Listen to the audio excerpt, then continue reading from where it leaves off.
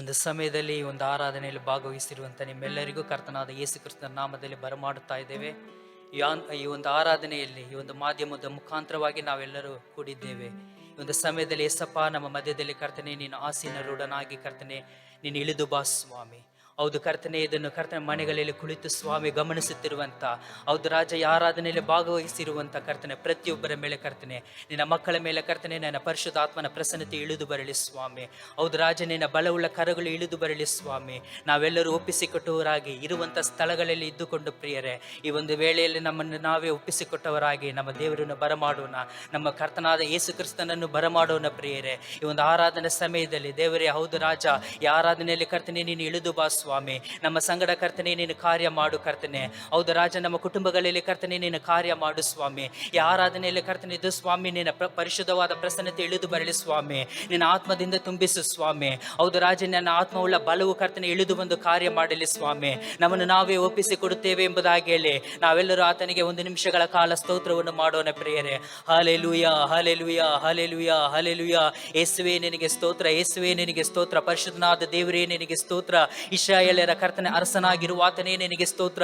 ಇಸ್ರಾಯೇಲರ ಕರ್ತನೆ ಸದಮಲ ಸ್ವಾಮಿಯಾಗಿರುವಾತನೇ ನಿನಗೆ ಸ್ತೋತ್ರ. ಈ ಒಂದು ಕರ್ತನೆ ಆರಾಧನಾ ಕೂಟದಲ್ಲಿ ಸ್ವಾಮಿ, ಹೌದು ರಾಜ, ಒಂದೊಂದು ಮಕ್ಕಳ ಮೇಲೆ ಕರ್ತನೆ, ಹೌದು ರಾಜ, ಇದು ಕರ್ತನೆ ನಿಮ್ಮನ್ನು ಕರ್ತನೆ ನೋಡಿ ಸ್ವಾಮಿ ಬರಮಾಡುತ್ತಿರುವಂತಹ ಒಂದೊಂದು ಮಕ್ಕಳ ಮೇಲೆ ಕರ್ತನೆ ನಿನ್ನ ಆತ್ಮವು ಇಳಿದು ಬರಲಿ ಸ್ವಾಮಿ. ನಿನ್ನ ಪರಿಶುದ್ಧ ಆತ್ಮನು ಕರ್ತನೆ ಬಲವು ಇಳಿದು ಬರಲಿ ಸ್ವಾಮಿ. ಈ ಆರಾಧನೆ ನಮ್ಮನ್ನು ನಡೆಸು ಸ್ವಾಮಿ. ದೇವರಾತ್ಮನೇ ನಿನಗೆ ಮಹಿಮೆ, ಮಹಿಮೆ, ಮಹಿಮೆ, ಮಹಿಮೆ, ಮಹಿಮೆ ಸ್ವಾಮಿ. ನೀವು ನೆನ್ನೆಗೆ ಇವತ್ತಿಗೆ ಎಂದಿಗೂ ಮಾರ್ಪಡದಂತ ದೇವರು ಸ್ವಾಮಿ. ನೀವು ಸದಾಕಾಲ ಜೀವಿಸುವಂತ ದೇವರು ಕರ್ತನೆ, ನಮ್ಮಲ್ಲಿ ಜೀವಿಸುವಂತ ದೇವರು, ನಮ್ಮ ಮಧ್ಯದಲ್ಲಿ ಕರ್ತನೆ ಇದು ಸ್ವಾಮಿ ಸಂಚರಿಸುವಂತ ದೇವರು. ಈ ಆರಾಧನೆಯಲ್ಲಿ ಕರ್ತನೆ ನಿನ್ನ ಸಂಚರಿಸು ಸ್ವಾಮಿ. ಹೌದು ರಾಜನ ಇರುವಂತ ಸ್ಥಳಗಳಲ್ಲಿ ಇದ್ದುಕೊಂಡು ಕರ್ತನೆ ನಿಮ್ಮನ್ನು ಕರೆಯುವಾಗ ಕರ್ತನೆ ನಮ್ಮ ಕೂಗಿಗೆ ಕರ್ತನೆ ಸದುತ್ರವನ್ನು ದಯಪಾಲಿಸುವಂತ ದೇವರು. ನಮ್ಮ ಮಧ್ಯದಲ್ಲಿ ಕರ್ತನೆ ನೀನು ಇಳಿದು ಬಂದು ಕಾರ್ಯ ಮಾಡು. ಓ hallelujah, hallelujah, hallelujah. Glory to God, glory to God, glory to God. ಓ ಯೇಸು ರಾಜನೇ ನಿನಗೆ ಸ್ತೋತ್ರವಾಗಲಿ ಸ್ವಾಮಿ. ನಿನ್ನ ನಾಮವನ್ನು ಮಹಿಮೆ ಪಡಿಸುತ್ತಾ ಇದ್ದೇವೆ, ನಿಮ್ಮ ನಾಮವನ್ನು ಗಣಪಡಿಸುತ್ತಾ ಇದ್ದೇವೆ ಸ್ವಾಮಿ. ನಮ್ಮಲ್ಲಿ ಕರ್ತನೆ ಇದು ಸ್ವಾಮಿ ನಿನ್ನ ಪ್ರಸನ್ನತೆ ಇಳಿದು ಬರಲಿ ಸ್ವಾಮಿ. Hallelujah, hallelujah, hallelujah. ಸ್ತೋತ್ರವಾಗಲಿ ಕರ್ತನೆ.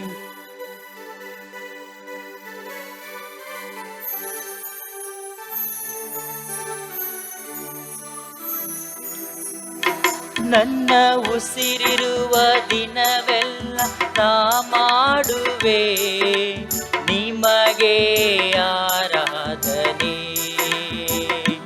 ನನ್ನ ಉಸಿರಿರುವ ದಿನವೆಲ್ಲ ನಾ ಮಾಡುವೆ ನಿಮಗೆ ಆರಾಧನೆ.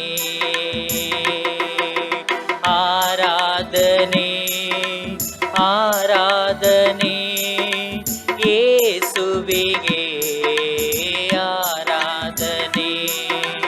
ಆರಾಧನೆ, ಆರಾಧನೆ ಯೇಸುವಿಗೆ ಆರಾಧನೆ.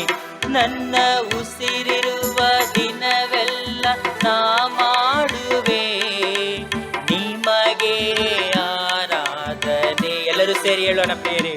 ನನ್ನ ಉಸಿರಿರುವ ದಿನವೆಲ್ಲ ನಾ ಮಾಡುವೆ ನಿಮಗೆ ಆರಾಧನೆ.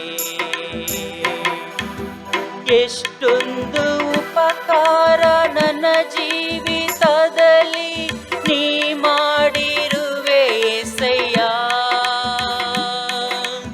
ಎಷ್ಟೊಂದು ಉಪಕಾರ ನನ್ನ ಜೀವಿತದಲ್ಲಿ ನೀ ಮಾಡಿರುವೆ యేసయ్య. ನನ್ನ ಪ್ರಾಣ ನೀ, ನನ್ನ ಉಸಿರು ನೀ, ನನ್ನ ಪ್ರಾಣ ನೀ, ನನ್ನ ಉಸಿರು ನೀ. ಎಂದೆಂದು ನಿಮಗೆ ಆರಾಧನೆ, ಎಂದೆಂದು ನಿಮಗೆ ಆರಾಧನೆ. ನನ್ನ ಉಸಿರಿರುವ ದಿನವೆಲ್ಲ ನಾ ಮಾಡುವೆ ನಿಮಗೆ ಆರಾಧನೆ. ನನ್ನ ಉಸಿರಿರುವ ದಿನವೆಲ್ಲ ನಾ ಮಾಡುವೆ ನಿಮಗೆ ಆರಾಧನೆ. ಬಲವಿಲ್ಲದಿರುವಾಗ ನನ್ನನ್ನು ನೀ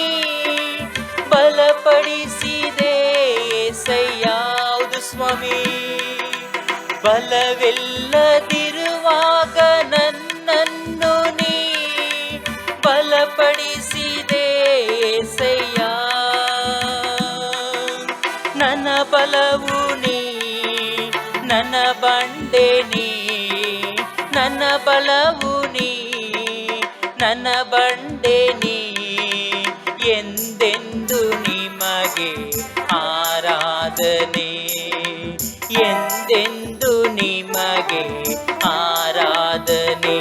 ನನ್ನ ಉಸಿರಿರುವ ದಿನವೆಲ್ಲ ನಾ ಮಾಡುವೆ ನಿಮಗೆ ಆರಾಧನೆ. ನನ್ನ ಉಸಿರಿರುವ ದಿನವೆಲ್ಲ ನಾ ಮಾಡುವೆ ನಿಮಗೆ ಆರಾಧನೆ. ಆರಾಧನೆ ಆರಾಧನೆ ಯೇಸುವಿಗೆ ಆರಾಧನೆ. ಆರಾಧನೆ ಆರಾಧನೆ ಯೇಸುವಿಗೆ ಆರಾಧನೆ. ನನ್ನ ಉಸಿರಿರುವ ದಿನವೆಲ್ಲ ನಾ ಮಾಡುವೆ ನಿಮಗೆ ಆರಾಧನೆ. ನನ್ನ ಉಸಿರಿರುವ ದಿನವೆಲ್ಲ ನಾ ಮಾಡುವೆ ನಿಮಗೆ ಆರಾಧನೆ. ಹೌದು ಸ್ವಾಮಿ, ನಮ್ಮ ಜೀವಿತದಲ್ಲಿ ಕರ್ತನೆ, ಹೌದು ಸ್ವಾಮಿ, ಅನೇಕ ನಿಂದನೆಗಳು ಬಂದರು ಸ್ವಾಮಿ, ಅನೇಕ ಕರ್ತನೆ ಇದು ಸ್ವಾಮಿ ತಡೆಗಳು ಬಂದರು ಸ್ವಾಮಿ. ಹೌದು ರಾಜ, ಈ ಒಂದು ಕರ್ತನೆ ಸಮಯದಲ್ಲಿ ಕರ್ತನೆ ನಿಮ್ಮನ್ನು ಆರಾಧನೆ ಮಾಡುವಾಗ, ಹೌದು ಸ್ವಾಮಿ, ಅದೆಲ್ಲವನ್ನು ಮರೆತು ಕರ್ತನೆ ನಿಮ್ಮನ್ನು ಸ್ತುತಿ ಮಾಡುವಾಗ ಸ್ವಾಮಿ, ನಮ್ಮ ಜೀವಿತದಲ್ಲಿ ಇರುವಂಥ ಎಲ್ಲ ಏರಿಕೋ ಕೋಟೆಗಳು ಸ್ವಾಮಿ, ನಮ್ಮ ಜೀವಿತದಲ್ಲಿ ಇರುವಂಥ ಕರ್ತನೆ ಎಲ್ಲ ಅಡಚಣೆಗಳು, ಎಲ್ಲ ತಡೆಗಳು ಕರ್ತನೆ ಅದು ಮುರಿಯುವುದಕ್ಕೆ ಸಾಧ್ಯ ಪ್ರಿಯರೇ. ಈ ಒಂದು ಸಮಯದಲ್ಲಿ ನಾವೆಲ್ಲರೂ ಒಪ್ಪಿಸಿಕೊಟ್ಟವರಾಗಿ ನಮ್ಮ ಹೃದಯದ ಅಂತರಾಳದಿಂದ ಆತನನ್ನು ನೋಡಿ ಆರಾಧನೆ ಮಾಡುವಾಗ ಆತನು ನಮ್ಮ ಜೀವಿತದಲ್ಲಿ ಅನೇಕ ಉಪಕಾರಗಳನ್ನು ಮಾಡಿದ್ದಾನೆ ಪ್ರಿಯರೇ. ಈ ಒಂದು ದಿನದಲ್ಲಿ ನಾವು ಜೀವಂತವಾಗಿ ಇರುವುದು ಆತನ ಶುದ್ಧ ಕೃಪೆಯಾಗಿ ಕಾಣಲ್ಪಡುತ್ತಾ ಇದೆ. ಅದನ್ನು ನೆನೆಸಿದವರಾಗಿ ಈ ಲೋಕವು ಅನೇಕ ಜನಗಳನ್ನು ನುಂಗುತ್ತಾ ಇದೆ. ಈ ಒಂದು ದೊಡ್ಡ ಕಾರ್ಯವು ಬಂದು, ಈ ಒಂದು ದೊಡ್ಡ ರೋಗವು ಬಂದು ಅನೇಕ ಜನರು ಮರಣವನ್ನು ಹೊಂದುತ್ತಾ ಇದ್ದಾರೆ. ಆದರೆ ನಾವಾದರೂ ಈ ಒಂದು ದಿನದಲ್ಲಿ ಜೀವಂತವಾಗಿದ್ದೇವೆ, ಜೀವಂತವಾದ ದೇವರನ್ನು ಆರಾಧಿಸುತ್ತಾ ಇದ್ದೇವೆ. ಈ ಒಂದು ಸಮಯದಲ್ಲಿ ನಾವು ಒಪ್ಪಿಸಿಕೊಟ್ಟವರಾಗಿ ದೇವರನ್ನು ನೋಡಿ ಮಹಿಮೆ ಪಡಿಸೋಣ, ಆತನ ನಾಮವನ್ನು ಗಣಪಡಿಸೋಣ ಪ್ರಿಯರೇ. Hallelujah hallelujah. ಯೇಸುವೇ ನಿನಗೆ ಸ್ತೋತ್ರ, ಯೇಸುವೇ ನಿನಗೆ ಸ್ತೋತ್ರವಾಗಲಿ ಕರ್ತನೆ. ದೇವರ ಆತ್ಮನೇ ನಿನಗೆ ಸ್ತೋತ್ರವಾಗಲಿ. ಹಾಲೆಲೂಯ ಸ್ತೋತ್ರ.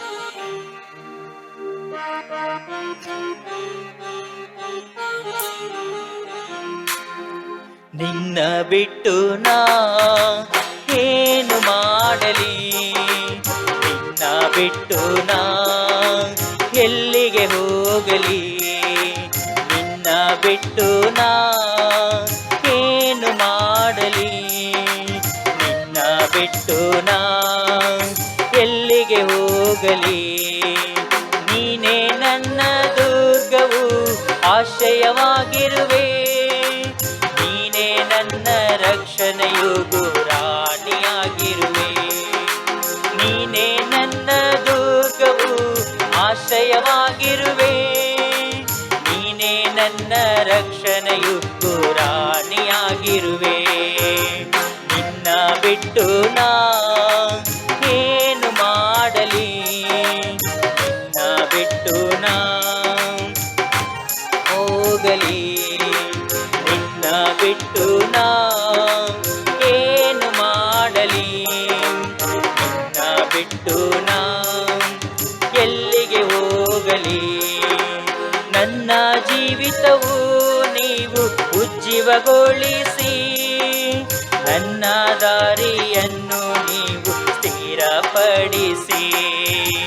ನನ್ನ ಜೀವಿತವು ನೀವು ಉಜ್ಜೀವಗೊಳಿಸಿ, ನನ್ನ ದಾರಿಯನ್ನು ನೀವು ಸ್ಥಿರಪಡಿಸಿ.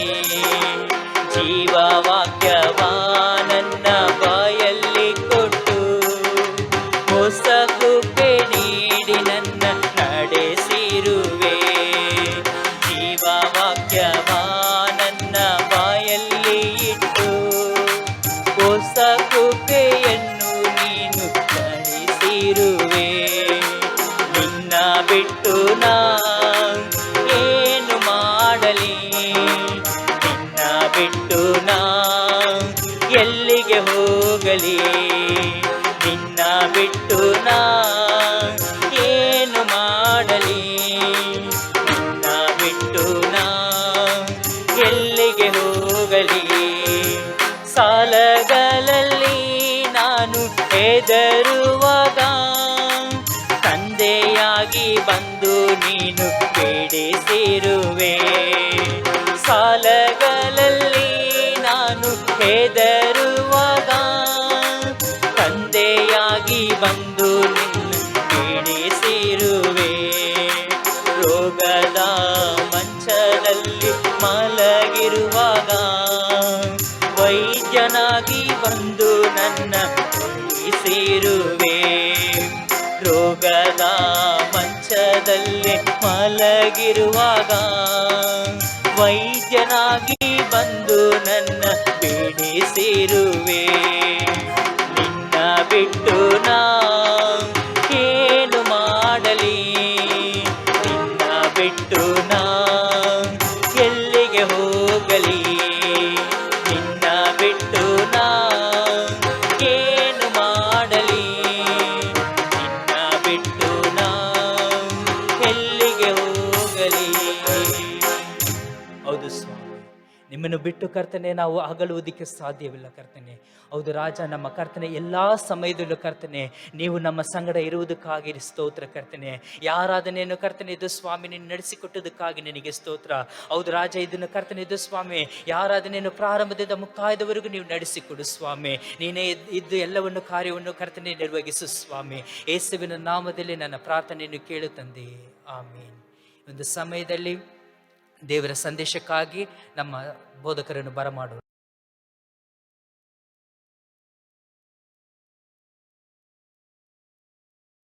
Greetings to you all in the most loving name of our Lord and Savior Jesus Christ. ನಮ್ಮ ಪ್ರೀತಿಯುಳ್ಳ ರಕ್ಷಕನು ಒಡೆಯನೂ ಆಗಿರುವಂತ ಯೇಸು ಕ್ರಿಸ್ತನ ನಾಮದಲ್ಲಿ ನಿಮ್ಮೆಲ್ಲರಿಗೂ ಶುಭವನ್ನು ಕೋರುವವನಾಗಿದ್ದೇನೆ. It is a great privilege God has given to me to talk to you all over this media. ಈ ಒಂದು ಮಾಧ್ಯಮದ ಮುಖಾಂತರವಾಗಿ ದೇವರು ನಿಮ್ಮೊಂದಿಗೆ ಮಾತನಾಡುವುದಕ್ಕೆ ಕೊಟ್ಟಿರುವಂತ ಸೌಲಭ್ಯವಾಗಿದೆ. This week we are going to see a new topic, that is building your house with 7 pillars. ಈ ಒಂದು ದಿನದಲ್ಲಿಯೂ ನಿಮ್ಮೊಂದಿಗೆ ಹಂಚಿಕೊಳ್ಳಬೇಕಾಗಿರುವಂತ ದೇವರ ಸಂದೇಶದ ಶೀರ್ಷಿಕೆಯು ನಮ್ಮ ಮನೆಯನ್ನು ದೇವರ ಸ್ತಂಭಗಳ ಮೇಲೆ ಕಟ್ಟುವಂತದ್ದು ಎಂಬುದು. If we refer to Proverbs chapter 9 verse 1 says, wisdom has built her house and she has cut out 7 pillars. ಜ್ಞಾನೋಕ್ತಿಗಳು 9ನೇ ಅಧ್ಯಾಯ 1ನೇ ವಾಕ್ಯದಲ್ಲಿ ಓದುವಂತ ಸಮಯದಲ್ಲಿ ಜ್ಞಾನವೆಂಬಾಕೆಯು 7 ಕಂಬಗಳನ್ನು ಕಡಿದು ತನ್ನ ಮನೆಯನ್ನು ಕಟ್ಟಿಕೊಂಡಿದ್ದಾಳೆ. It means wisdom has built an house over the 7 pillars. ಈ ಮಾತಿನ ಅರ್ಥವೇನೆಂದು ಹೇಳುವುದಾದರೆ ಜ್ಞಾನವೆಂಬಾಕೆಯು 7 ಕಂಬಗಳ ಮೇಲೆ ಮನೆಯನ್ನು ಕಟ್ಟಿದ್ದಾಳೆ. But the Bible does not explicitly say what are those 7 pillars. ಆದ್ರೆ ಸತ್ಯವೇದದಲ್ಲಿ ಈ 7 ಸ್ತಂಭಗಳು ಯಾವ್ಯಾವುದೆಂಬುದಾಗಿ ನಮಗೆ ಸ್ಪಷ್ಟವಾಗಿ ಹೇಳುವಂತದಾಗಿ ಕಾಣಪಡ್ತಾ ಇಲ್ಲ. But we are very certain that 7 means perfection. ನಮ್ಮೆಲ್ಲರಿಗೂ ತಿಳಿದಿರುವಂತೆ 7 ಎಂದು ಹೇಳುವುದಾದ್ರೆ ಅದು ಪರಿಪೂರ್ಣತೆಯನ್ನು ಸೂಚಿಸುವಂತದ್ದಾಗಿದೆ. In Bible, wherever the 7 comes, it means the completeness or perfection. ಸತ್ಯವೇದದಲ್ಲಿ ಎಲ್ಲೆಲ್ಲ 7 ಎಂಬುದಾಗಿ ಒಂದು ಸಂಖ್ಯೆಯು ಬಂದಿದೆಯೋ ಅದರ ಒಂದು ತರ್ಜುಮೆಯಾಗಿ ಇಲ್ಲ ಸೂಚನೆಯಾಗಿದೆ ಪರಿಪೂರ್ಣತೆ. From the beginning of the Bible to the end of the Bible, you can always see the reference to number 7. ಸತ್ಯವೇದದ ಪ್ರಾರಂಭದಿಂದ ಮುಕ್ತಾಯದವರೆಗೂ ಈ ಸಂಖ್ಯೆ 7 ಕುರಿತಾಗಿ ನಾವು ನೋಡುತ್ತೇವೆ. In the beginning we see 7 days, and the end also, even in Revelation we see this 7 candles, 7 Spirit of God, 7 churches, like that it goes on. ನಾವು ಸತ್ಯವೇದ ಪ್ರಾರಂಭದಲ್ಲಿ 7 ದಿನಗಳು ಎಂಬುದಾಗಿ ನೋಡುತ್ತೇವೆ ಮತ್ತು ಕೊನೆಯಲ್ಲಿ ಪ್ರಕಟಣೆಯಲ್ಲಿ ನಾವು ನೋಡುತ್ತೇವೆ 7 ಸ್ತಂಭಗಳು, 7 ಸಭೆಗಳು, ಈ ರೀತಿಯಾಗಿ 7 ಕುರಿತಾಗಿ 7 ಆತ್ಮನ ಫಲಗಳು ಎಂಬುದಾಗಿಯೂ ಸಹ ನಾವು ನೋಡುತ್ತೇವೆ. Even in Exodus chapter 25 we can see that when God gives instruction to Moses, there he says a 7-branched candlestick in the tabernacle. ಇಲ್ಲಿ ಸತ್ಯವೇದದಲ್ಲಿ ವಿಮೋಚನಾ ಕಾಂಡದಲ್ಲಿ ನೋಡುವಂತ ಸಮಯದಲ್ಲಿ ದೇವರು 7 ಸ್ತಂಭಗಳ ಮುಖಾಂತರವಾಗಿ ಅಲ್ಲಿ ಮೋಶೆಗೆ ಆತನು ಕೆಲವು ಮಾತುಗಳನ್ನು ಹೇಳೋದನ್ನು ನೋಡುತ್ತೇವೆ. We know even the ragas, music also, the ragas also, 7 ragas. ಇಲ್ಲಿ ವಾದ್ಯಗಳಲ್ಲಿಯೂ ನೋಡ್ಬೇಕಾದ್ರೆ ಅಂದ್ರೆ ರಾಗಗಳಲ್ಲಿಯೂ ಅವು 7 ಎನ್ನುವಂತ ಸಂಖ್ಯೆ ಉಪಯೋಗವಾಗಿದೆ.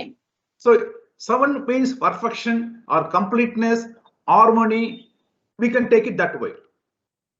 7 ಎಂದು ಹೇಳುವಂತ ಸಮಯದಲ್ಲಿ ಅದು ಐಕ್ಯತೆ, ಸಾಮರಸ್ಯ ಮತ್ತು ಪರಿಪೂರ್ಣತೆ ಎಂಬುದಾಗಿ ನಾವು ತೆಗೆದುಕೊಳ್ಳಬಹುದು. For our topic, we have taken 7 pillars. What are those 7 pillars? If we refer to Isaiah chapter 11 verse 2, it refers to the gifts of this Spirit. One is the Spirit of God. Another 6 pillars are the gifts of the Spirit. ಇಲ್ಲಿ ಸತ್ಯವೇದದಲ್ಲಿ ನಾವು 7 ಸ್ತಂಭಗಳನ್ನು ಕುರಿತಾಗಿ ಗಮನಿಸಬೇಕೆಂಬುದಾಗಿದ್ದೇನೆ. ಅದರಲ್ಲಿ ಯೆಶಾಯನ ಪ್ರವಾದನ ಗ್ರಂಥದಲ್ಲಿ ಅಲ್ಲಿ 7 ಎಂದು ಹೇಳುವಂತ ಸಮಯದಲ್ಲಿ ಅದು ದೇವರ 6 ಫಲಗಳು ಮತ್ತು 1 ದೇವರ ಆತ್ಮವನ್ನು ಕುರಿತಾಗಿ ಸೂಚಿಸುವಂತದ್ದಾಗಿದೆ. If you refer to Isaiah chapter 11 verse 1, I read this, and there shall come forth a rod out of stem of Jesse, and the branch shall grow out of his roots. The Spirit of the Lord rest upon him, and the Spirit of wisdom, Spirit of understanding, the Spirit of counsel, the Spirit of might, the Spirit of knowledge, and the fear of the Lord. So the Spirit of the Lord plus the 6 characteristics are the gifts of the wisdom are referred here in Isaiah chapter 11. ಇಲ್ಲಿ ಯೆಶಾಯ 11ನೇ ಅಧ್ಯಾಯ 1-2ನೇ ವಾಕ್ಯದಲ್ಲಿ ಓದುವಂತ ಸಮಯದಲ್ಲಿ ಯೆಶಾಯನ ಬುಡದಿಂದ ಒಂದು ಚಿಗುರು ಒಡೆಯುವುದು, ಅದರ ಬೇರಿನಿಂದ ಹೊರಟ ತಳಿರು ಫಲಿಸುವುದು, ಆ ಅಂಕುರದ ಮೇಲೆ ಜ್ಞಾನ ವಿವೇಕದಾಯಕ ಆತ್ಮ, ಆಲೋಚನಾ ಪರಾಕ್ರಮಗಳನ್ನು ಹುಟ್ಟಿಸುವ ಆತ್ಮ, ತಿಳುವಳಿಕೆಯನ್ನು ಯೆಹೋವನ ಭಯವನ್ನು ಉಂಟು ಮಾಡುವ ಆತ್ಮ, ಅಂತೂ ಯೆಹೋವನ ಆತ್ಮವೇ ನೆಲೆಗೊಂಡಿರುವುದು. ಇಲ್ಲಿ ಸತ್ಯವೇದದಲ್ಲಿ ನಮಗೆ ದೇವರ ಆತ್ಮದ ಮುಖಾಂತರವಾಗಿ 6 ರೀತಿಯಾದಂತ ಇಲ್ಲಿ ವರಗಳು ಫಲಗಳನ್ನು ಕುರಿತಾಗಿ ಹೇಳಲ್ಪಟ್ಟಿದೆ. The first is the Spirit of God himself. That is the central pillar, and it branches out to 6 gifts. That is the Spirit of wisdom, the Spirit of understanding, the Spirit of counsel, the Spirit of might or strength, the Spirit of knowledge, and the Spirit of fear of God. So the 6 gifts, and the first and foremost thing is the Spirit of God himself, God himself. So a central trunk branches out into 6 gifts. ಇಲ್ಲಿ ಮೊಟ್ಟ ಮೊದಲನೇದಾಗಿ ಗಮನಿಸಿ ನೋಡುವಂತ ಸಮಯದಲ್ಲಿ ಯೆಹೋವನ ಅಂದ್ರೆ ದೇವರ ಆತ್ಮವೇ ಮೊಟ್ಟ ಮೊದಲನೇದಾಗಿ ಕಾಣಲ್ಪಡುತ್ತದೆ. ಅದು ಒಂದು ಮರದ ಕೊಂಬೆಗೆ ಅಂದ್ರೆ ಒಂದು ಮರದ ತೊಗಟೆಗೆ ಅಂದ್ರೆ ಇರುವಂತ ಒಂದು ದೊಡ್ಡ ಒಂದು ಕಂಬವಾಗಿ ಕಾಣಲ್ಪಡುತ್ತದೆ. ಅದರ ಮುಖಾಂತರವಾಗಿ 6 ರೀತಿಯಾದಂತ ಕೊಂಬೆಗಳು ಹರಡಿ ಹೋಗುತ್ತವೆ. ಆ 6 ರೀತಿಯಾದಂತ ಕೊಂಬೆಗಳನ್ನು ಇಲ್ಲಿ ಸ್ಪಷ್ಟವಾಗಿ ತಿಳಿಸಲ್ಪಟ್ಟಿದೆ. ಆಲೋಚನೆಯ ಆತ್ಮ, ಪರಾಕ್ರಮದ ಆತ್ಮ, ತಿಳುವಳಿಕೆಯ ಆತ್ಮ, ಯೆಹೋವನ ಭಯ ಹುಟ್ಟಿಸುವ ಆತ್ಮ, ಈ ರೀತಿಯಾಗಿ 6 ಆತ್ಮಗಳನ್ನು ಕುರಿತಾಗಿ ಜ್ಞಾನ ವಿವೇಕ ಎನ್ನುವಂತ ಆತ್ಮಗಳು ಎಂಬುದಾಗಿ 6 ಆತ್ಮಗಳು ವರಗಳು ಆ ಒಂದು ದೇವರ ಆತ್ಮದ ಮುಖಾಂತರವಾಗಿ ಹೊರಟು ಬರುವಂತ 6 ವರಗಳು ಇಲ್ಲವೇ ಫಲಗಳನ್ನು ಕುರಿತಾಗಿ ಇಲ್ಲಿ ಹೇಳಲ್ಪಟ್ಟಿದೆ. So Today's topic, we are taking all these 7 pillars, but the first pillar now I want to discuss with you. ಇಲ್ಲಿ ಈ 7 ಸ್ತಂಭಗಳನ್ನು ಕುರಿತಾಗಿ ನಿಮ್ಮೊಂದಿಗೆ ಮಾತಾಡಲು ತೆಗೆದುಕೊಳ್ಳುತ್ತೇವೆ. ಆದ್ರೆ ಈ ಒಂದು ಸಮಯದಲ್ಲಿ ಮೊಟ್ಟ ಮೊದಲನೆಯ ಒಂದು ಸ್ತಂಭವಾಗಿರುವಂತದನ್ನು ಕುರಿತಾಗಿ ನಿಮ್ಮೊಂದಿಗೆ ಹಂಚಿಕೊಳ್ಳಲು ಬಯಸುತ್ತೇನೆ. The first pillar, the central pillar, is the Spirit of the Lord abiding in the person. ಮೊಟ್ಟ ಮೊದಲನೇದಾಗಿ ಮತ್ತು ಮಧ್ಯದಲ್ಲಿ ಕೇಂದ್ರೀಕೃತವಾಗಿರುವಂತ ಒಂದು ಆತ್ಮ ಎಂದು ಹೇಳುವುದಾದರೆ, ಸ್ತಂಭ ಎಂದು ಹೇಳುವುದಾದರೆ, ಅದು ದೇವರ ಆತ್ಮ ನಮ್ಮಲ್ಲಿ ನೆಲೆಗೊಂಡಿರುವಂತದ್ದು. The Spirit of the Lord resting on him. That it starts with the word, the Spirit of the Lord resting on that person. The first and foremost thing is the Spirit of the Lord should rest in the person. That is the first pillar on which our house to be built. ಮೊಟ್ಟ ಮೊದಲನೇದಾಗಿ ದೇವರ ಆತ್ಮನು ಅವನ ಮೇಲೆ ನೆಲೆಗೊಂಡಿರಬೇಕು. ಹಾಗಾದ್ರೆ ಈ ಒಂದು ದೇವರ ಆತ್ಮನ ಮೇಲೆ ನಮ್ಮ ಮನೆಯು ಕಟ್ಟಲ್ಪಡಬೇಕಾಗಿದೆ. God always wants to live in our lives. ದೇವರು ಯಾವಾಗಲೂ ನಮ್ಮ ಜೀವಿತದಲ್ಲಿ ಆತನು ವಾಸ ಮಾಡಬೇಕೆಂಬುದಾಗಿ ಬಯಸುತ್ತಾನೆ. In the beginning, God wanted to live among his people. ಪ್ರಾರಂಭದಲ್ಲಿ ಆದಿಯಲ್ಲಿ ದೇವರು ತನ್ನ ಜನರ ಮಧ್ಯದಲ್ಲಿ ವಾಸ ಮಾಡುತ್ತಾ ಇದ್ದನು. That we can read in Exodus chapter 29 verses 45 to 46. It says, I will live among the Israelites and I will be their God. ಇಲ್ಲಿ ಈ ಒಂದು ವಾಕ್ಯಗಳನ್ನು ವಿಮೋಚನಾ ಕಾಂಡ 29ನೇ ಅಧ್ಯಾಯ 45-46 ವಾಕ್ಯಗಳಲ್ಲಿ ಓದುವಂತ ಸಮಯದಲ್ಲಿ, ನಾನು ಇಸ್ರಾಯೇಲ್ಯರ ಮಧ್ಯದಲ್ಲಿ ವಾಸವಾಗಿದ್ದು ಅವರಿಗೆ ದೇವರಾಗಿರುವೆನು ಎಂಬುದಾಗಿ ಆತನು ಹೇಳ್ತಾನೆ. And in Ezekiel chapter 43 verse 7 also says, God to live among his people. Son of man, the Lord God told me, this is where my throne is, where I place the soles of my feet, and where I live among the Israelites forever. ಇಲ್ಲಿ ಯೆಹೆಜ್ಕೇಲನ ಪ್ರವಾದನ ಗ್ರಂಥ 43ನೇ ಅಧ್ಯಾಯ 7ನೇ ವಾಕ್ಯದಲ್ಲಿಯೂ ಈ ರೀತಿಯಾಗಿ ಹೇಳಲ್ಪಟ್ಟಿದೆ, ನರಪುತ್ರನೇ, ಇದು ನನ್ನ ಸಿಂಹಾಸನ ಸ್ಥಾನ, ನನ್ನ ಪಾದ ಸನ್ನಿಧಿ, ಇಲ್ಲಿ ನಾನು ಇಸ್ರಾಯೇಲ್ಯರ ಮಧ್ಯೆ ಸದಾ ವಾಸಿಸುವೆನು. ಇಸ್ರಾಯೇಲ್ ವಂಶದವರಾಗಲಿ ಅವರ ಅರಸರಾಗಲಿ ತಮ್ಮ ದೇವದ್ರೋಹ ಅಂದರೆ ದೇವರು ಯಾವಾಗಲೂ ಅವರ ಮಧ್ಯೆ ವಾಸವಾಗಿರುವೆನು ಎಂಬುದಾಗಿ ಹೇಳಿದ್ದಾನೆ. So it means God wants to live among his people. That was in the beginning. ಹಾಗಾದ್ರೆ ದೇವರು ತನ್ನ ಜನರ ಮಧ್ಯದಲ್ಲಿ ವಾಸ ಮಾಡಬೇಕೆಂಬುದಾಗಿದ್ದನು, ಅದು ಪ್ರಾರಂಭದಲ್ಲಿ. But after sometimes we see the Spirit of God was resting on people for some specific, to execute certain specific works. ಇನ್ನು ಕೆಲವು ವೇಳೆಗಳಲ್ಲಿ ನಂತರ ನಾವು ಗಮನಿಸಿ ನೋಡುವಂತ ಸಮಯದಲ್ಲಿ ದೇವರ ಆತ್ಮನು ಕೆಲವು ಜನರ ಮೇಲೆ ಕೆಲವು ಕಾರ್ಯಗಳನ್ನು ಸಾಧಿಸುವುದಕ್ಕಾಗಿ ಅವರ ಮೇಲೆ ಇರುವುದನ್ನು, ಇಳಿದು ಬರುವುದನ್ನು ನಾವು ಕಾಣುತ್ತೇವೆ. So it is not full time, which whenever certain job has to be completed or to be executed by God, there is the Spirit of God descends upon them and equips them with the power. ಹಾಗಾದರೆ ಈ ಒಂದು ಆತ್ಮನು ಯಾವಾಗಲೂ ಅಲ್ಲ, ಯಾವಾಗ ದೇವರು ತನ್ನ ಕ್ರಿಯೆಗಳನ್ನು ಅಲ್ಲಿ ಮಾಡಬೇಕೆಂಬುದಾಗಿ ಬಯಸುತ್ತಾನೋ ಆ ಸಮಯದಲ್ಲಿ ತನ್ನಿಂದ ಆರಿಸಲ್ಪಟ್ಟಂತ ವ್ಯಕ್ತಿಗಳ ಮೇಲೆ ಆತನು ಇಳಿದು ಬಂದು ತನ್ನ ಕಾರ್ಯವನ್ನು ಸಾಧಿಸುವುದನ್ನು ನಾವು ನೋಡುತ್ತೇವೆ. That we can always say, there are so many things, but I just few references I'll just give you. In Judges 6 verse 34 it says, but the Spirit of the Lord came upon Gideon and he blew a trumpet and Abiathar was gathered after him. This is to empower Gideon to war against the Philistines. ಇಲ್ಲಿ ನ್ಯಾಯಸ್ಥಾಪಕರು 6ನೇ ಅಧ್ಯಾಯ 34ನೇ ವಾಕ್ಯದಲ್ಲಿ ಹೇಳಲ್ಪಟ್ಟಿದೆ, ಆಗ ಗಿದ್ಯೋನನು ಯೆಹೋವನ ಆತ್ಮನ ಆವೇಶವುಳ್ಳವನಾಗಿ ಕೊಂಬನ್ನು ಊದಲು ಅಬೀಯೆಜೆರನ ಗೋತ್ರದವರು ಬಂದು ಅವನನ್ನು ಹಿಂಬಾಲಿಸಿದ್ರು. ಹಾಗಾದ್ರೆ ಅವರು ಆತ ಗಿದ್ಯೋನನನ್ನು ಬಲಪಡಿಸಿ ಯುದ್ಧಕ್ಕೆ ಸನ್ನದ್ಧನಾಗಿ ಮಾಡುವುದಕ್ಕಾಗಿ ದೇವರ ಆತ್ಮನು ಆತನ ಮೇಲೆ ಇಳಿದು ಬಂದನು ಎಂಬುದಾಗಿ ನಾವು ನೋಡುತ್ತೇವೆ. When Samson encountered a lion, then it says, Judges chapter 14 verse 6 says, Judges 14 verse 6 says, the Spirit of Lord rushed upon him and he ripped the lion apart as one might dissect a young goat, even though he carried nothing in his hand.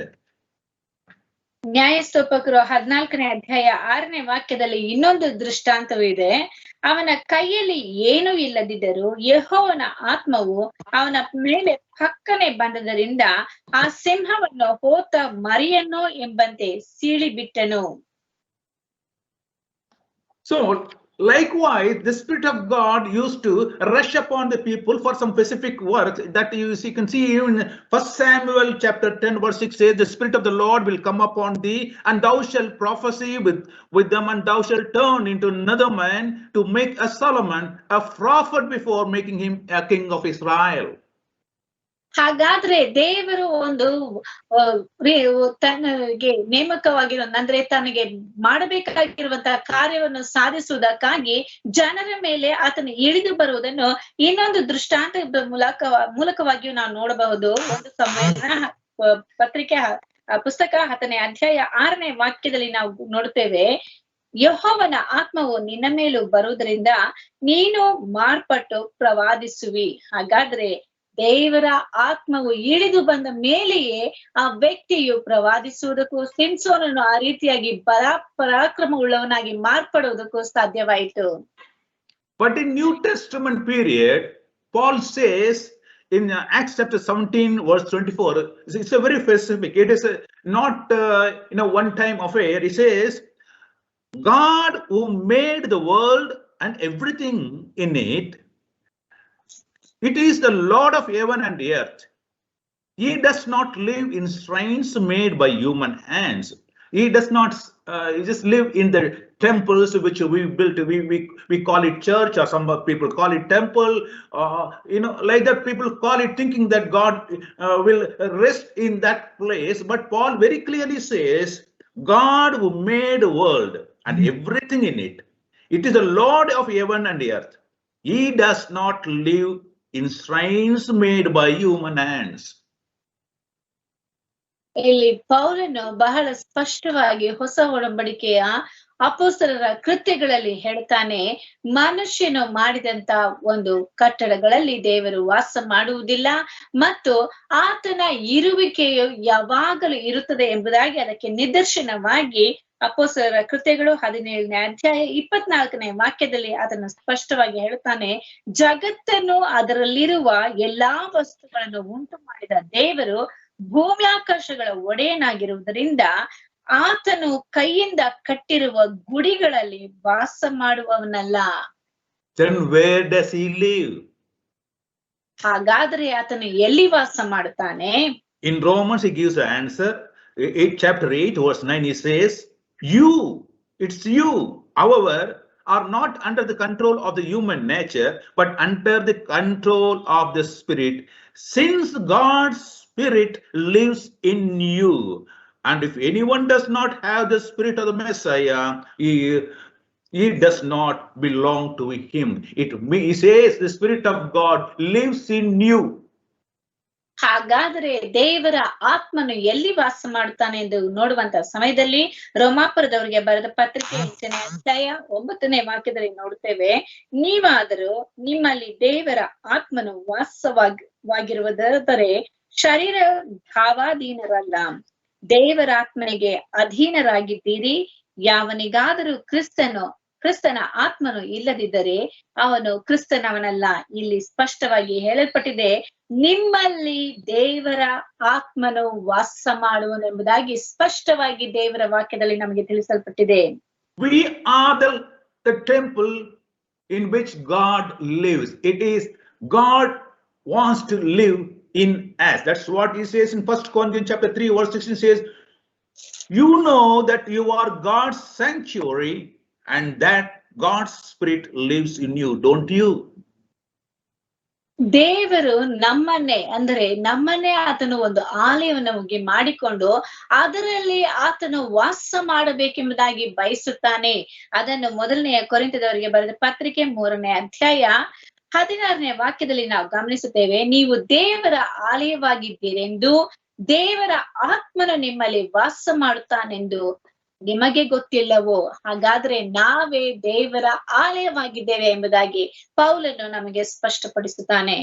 Yes, we are the temple of God in which God lives. If we do not keep our body as a temple of God, then God does not live in us. ಹೌದು, ನಾವು ದೇವರ ಆಲಯವಾಗಿರುವುದರಿಂದ ದೇವರು ನಮ್ಮಲ್ಲಿ ವಾಸ ಮಾಡುತ್ತಾನೆ. ಒಂದು ವೇಳೆ ನಾವು ಆ ಒಂದು ಆಲಯದ ರೀತಿಯಲ್ಲಿ ಇಟ್ಟುಕೊಳ್ಳದೆ ಹೋದರೆ ಅದರಲ್ಲಿ ದೇವರು ತಾನೇ ಹೇಗೆ ವಾಸ ಮಾಡಲು ಸಾಧ್ಯವಾಗುತ್ತದೆ? Paul goes to the extent of saying that, yes, I have a body, but I do not live. He says in Galatians, very clearly says, Galatians 2:20 says, no longer I live, but the Messiah lives in me. The life that I am now living in this body, I live by the faithfulness of Son of God who loved me and gave himself for me. It's no more I live in my body. It is Jesus Christ. The Spirit of God lives in me. ಇಲ್ಲಿ ಪೌಲನು ಇನ್ನೂ ಸ್ಪಷ್ಟವಾಗಿ ಹೇಳುವಂತ ರೀತಿಯಲ್ಲಿ ಗಲಾತ್ಯದವರಿಗೆ ಬರೆದ ಪತ್ರಿಕೆ 2ನೇ ಅಧ್ಯಾಯ 20ನೇ ವಾಕ್ಯದಲ್ಲಿ ಹೇಳುತ್ತಾನೆ, ಇನ್ನು ಜೀವಿಸುವವನು ನಾನಲ್ಲ, ಕ್ರಿಸ್ತನು ನನ್ನಲ್ಲಿ ಜೀವಿಸುತ್ತಾನೆ. ಈಗ ಶರೀರದಲ್ಲಿರುವ ನಾನು ಜೀವಿಸುವುದು ಹೇಗೆಂದರೆ ದೇವಕುಮಾರನ ಮೇಲಣ ನಂಬಿಕೆಯಲ್ಲಿಯೇ. ಹಾಗಾದರೆ ಜೀವಿಸುವಂತದ್ದು ನಾವಲ್ಲ, ದೇವರು ಕ್ರಿಸ್ತನು ನಮ್ಮಲ್ಲಿ ಜೀವಿಸುವಂತವನಾಗಿದ್ದಾನೆ.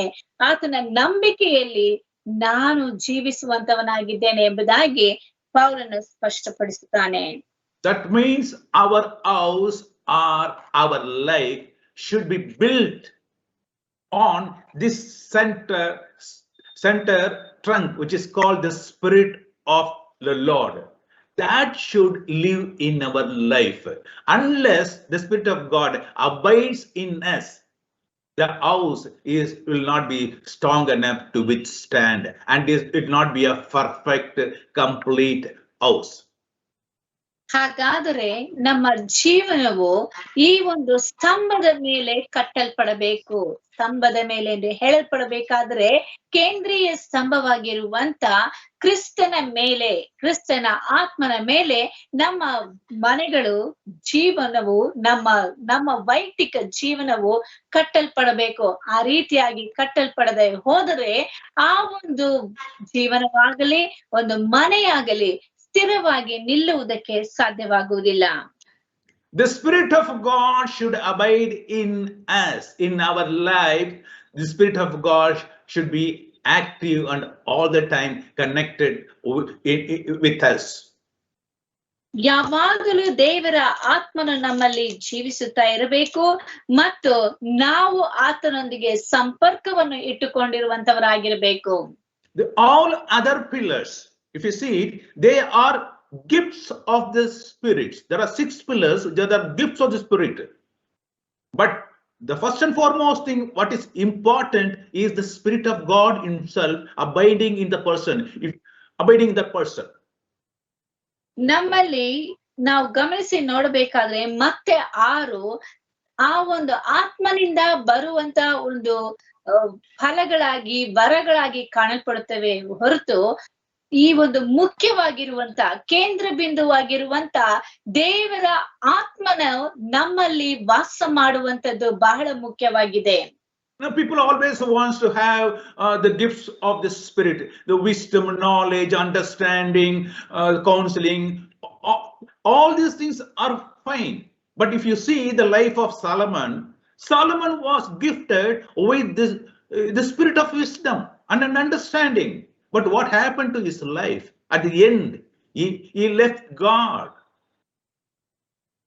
ನಮ್ಮಲ್ಲಿ ಅನೇಕರು ಜ್ಞಾನ, ವಿವೇಕ, ಆಲೋಚನೆ, ಪರಾಕ್ರಮ ತಿಳುವಳಿಕೆ, ಯೆಹೋವನ ಭಯ, ಈ ರೀತಿಯಾದಂತ ದೇವರ ಫಲಗಳಿಂದ ತುಂಬಲ್ಪಟ್ಟಿರಬೇಕೆಂಬುದಾಗಿ ಬಯಸುತ್ತೇವೆ.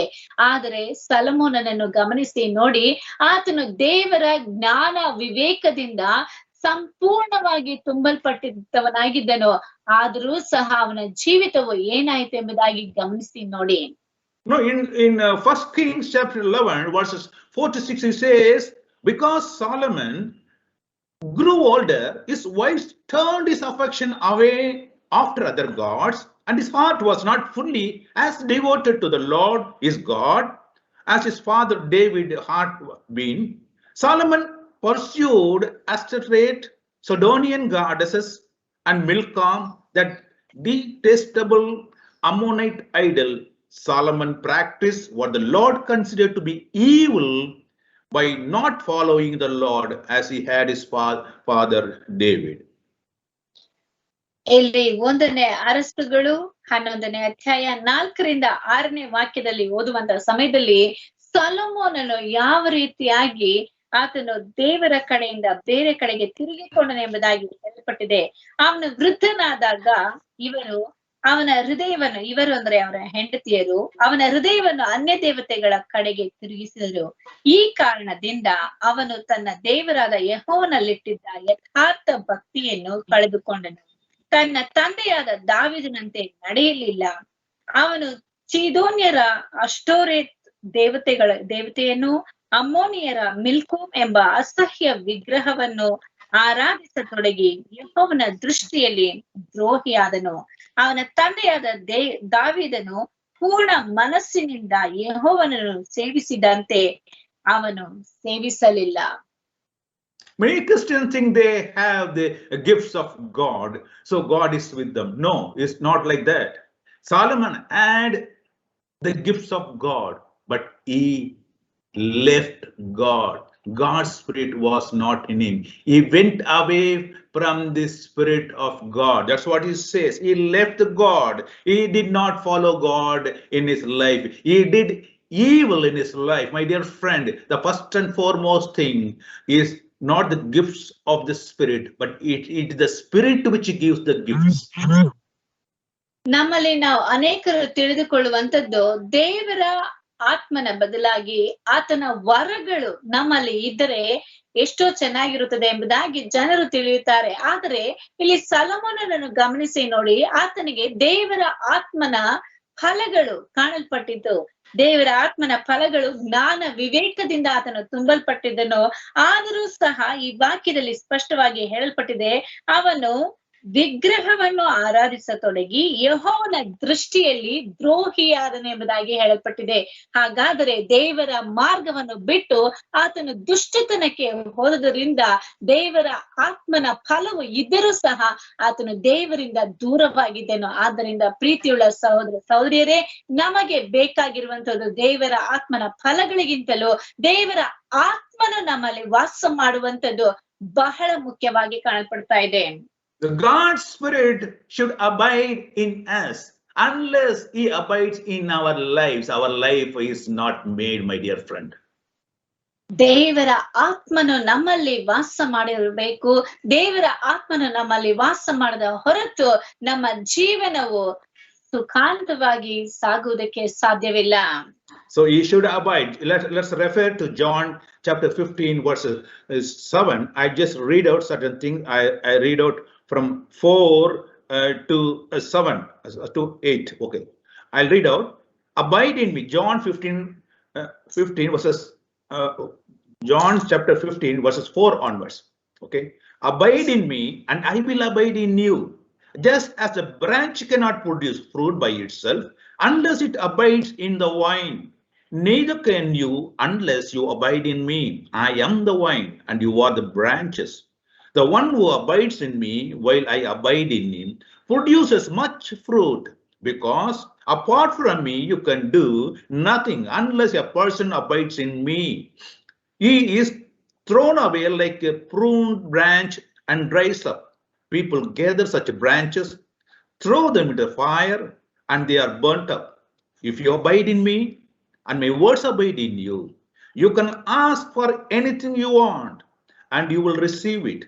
This is how my Father is glorified, when you produce a lot of fruit and to prove to be my disciples. If your life should be fruitful, you should abide in God, and God Spirit should abide in you. ಯೋಹಾನನ ಸುವಾರ್ತೆ 15ನೇ ಅಧ್ಯಾಯ 4ನೇ ವಾಕ್ಯದಿಂದ ಓದುವಂತ ಸಮಯದಲ್ಲಿ, ನೀವು ನನ್ನಲ್ಲಿ ನೆಲೆಗೊಂಡಿರ್ರಿ, ನಾನು ನಿಮ್ಮಲ್ಲಿ ನೆಲೆಗೊಂಡಿರುವೆನು. ಕೊಂಬೆಯು ಬಳ್ಳಿಯಲ್ಲಿ ನೆಲೆಗೊಂಡಿರದಿದ್ದರೆ ಹೇಗೆ ತನ್ನಷ್ಟಕ್ಕೆ ತಾನೇ ಫಲ ಕೊಡಲಾರದೋ, ಹಾಗೆಯೇ ನೀವು ನನ್ನಲ್ಲಿ ನೆಲೆಗೊಂಡಿರದಿದ್ದರೆ ಫಲ ಕೊಡಲಾರಿರಿ. ನಾನು ದ್ರಾಕ್ಷೆ ಬಳ್ಳಿ, ನೀವು ಕೊಂಬೆಗಳು. ಒಬ್ಬನು ನನ್ನಲ್ಲಿಯೂ ನಾನು ಅವನಲ್ಲಿಯೂ ನೆಲೆಗೊಂಡಿದ್ದರೆ ಅವನೇ ಬಹಳ ಫಲ ಕೊಡುವನು. ನೀವು ನನ್ನನ್ನು ಬಿಟ್ಟು ಏನೂ ಮಾಡಲಾರಿರಿ. ಯಾವನು ನನ್ನಲ್ಲಿ ನೆಲೆಗೊಂಡಿರುವುದಿಲ್ಲವೋ ಅವನು ಆ ಕೊಂಬೆಯಂತೆ ಹೊರಕ್ಕೆ ಬಿಸಾಡಲ್ಪಟ್ಟು ಒಣಗಿ ಹೋಗುವನು. ಅಂಥ ಕೊಂಬೆಗಳನ್ನು ಕೂಡಿಸಿ ಬೆಂಕಿಯಲ್ಲಿ ಹಾಕುತ್ತಾರೆ.